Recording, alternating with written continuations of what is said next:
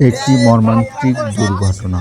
রাজশাহী বানেশ্বর বাজারের পরে একটি অটোরিকশাকে ওভারটেক করার সময় একটি পরিবহন মেরে দিয়ে চলে যায়।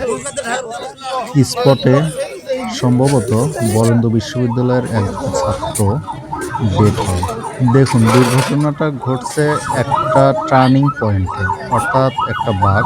সেখানে পরিবহন অটোরিকশাকে ওভারটেক করার সময় দুর্ঘটনাটি ঘটে। তো রাস্তায় চলার সময় আমরা অবশ্যই টার্নিং পয়েন্ট যেগুলো বাঁক আছে সেই জায়গাগুলোকে ওভারটেকিং করার থেকে বিরত থাকব আর নিরাপদ থাকব।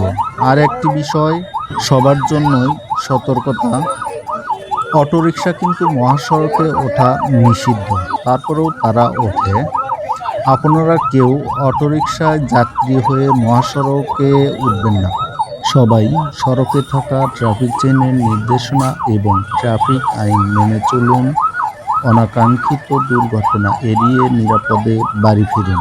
ভিডিওটি পাঠিয়েছেন আমাদের গাড়ি চালক রুবেল ভাই, রাজশাহী থেকে।